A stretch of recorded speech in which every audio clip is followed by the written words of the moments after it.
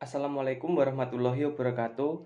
Perkenalkan, nama saya Danu Nawang Subegi, NIM 12103193100 dari HTN 5B. Di sini saya akan menjelaskan tentang dasar legalitas hukum acara peradilan agama. Dasar legalitas memiliki arti bahwa setiap perbuatan memiliki dasar hukum yang jelas atau peraturan yang mengatur. Peraturan yang mengatur peradilan agama di Indonesia terdapat dalam Undang-Undang Nomor 3 Tahun 2006 tentang perubahan atas Undang-Undang Nomor 7 Tahun 1989 tentang peradilan agama dan Undang-Undang Nomor 50 Tahun 2009 tentang perubahan kedua atas Undang-Undang Nomor 7 Tahun 1989 tentang peradilan agama. Peradilan agama, dasar hukumnya adalah berpedoman pada ketentuan Undang-Undang Hukum Acara Perdata. Dalam Pasal 54 Undang-Undang Nomor 7 Tahun 1989 bahwa hukum acara yang berlaku pada peradilan dalam lingkungan peradilan agama adalah hukum acara perdata yang berlaku pada pengadilan dalam lingkungan peradilan umum.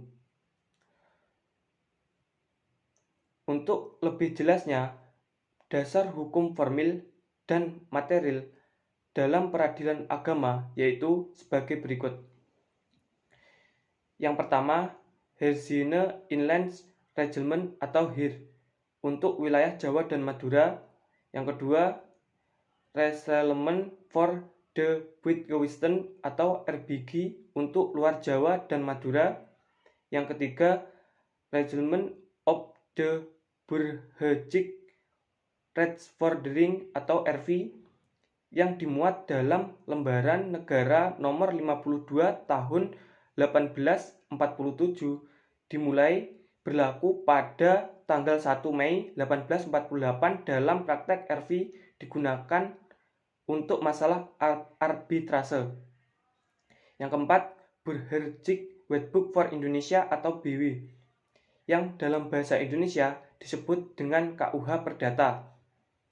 Terdapat juga sumber hukum acara perdata, khususnya buku 4 tentang pembuktian yang termuat dalam pasal 1865 sampai dengan 1993. Yang kelima, Undang-Undang Nomor 14 Tahun 1970 tentang ketentuan-ketentuan pokok kekuasaan kehakiman yang telah diubah dengan Undang-Undang Nomor 35 Tahun 1999 dan dinyatakan tidak berlaku dengan dikeluarkannya Undang-Undang Nomor 4 Tahun 2004 sebagai pengganti. Kemudian undang-undang ini dinyatakan dicabut dan diganti dengan Undang-Undang Nomor 48 Tahun 2009 tentang kekuasaan kehakiman. Yang keenam, Undang-Undang Nomor 1 Tahun 1974 tentang perkawinan dan Peraturan Pemerintah Nomor 9 Tahun 1975 tentang peraturan pelaksana Undang-Undang Perkawinan tersebut.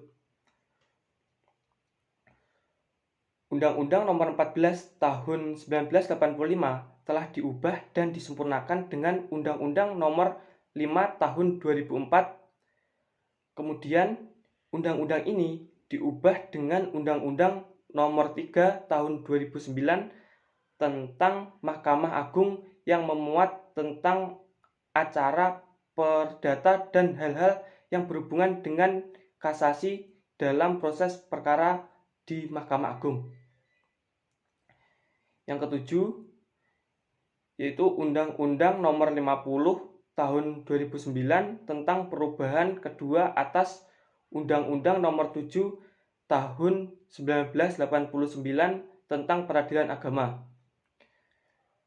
Dalam undang-undang ini, khusus pada pasal 54 menyebutkan bahwa hukum acara yang berlaku di lingkungan peradilan agama adalah sama dengan hukum acara yang berlaku di lingkungan peradilan umum.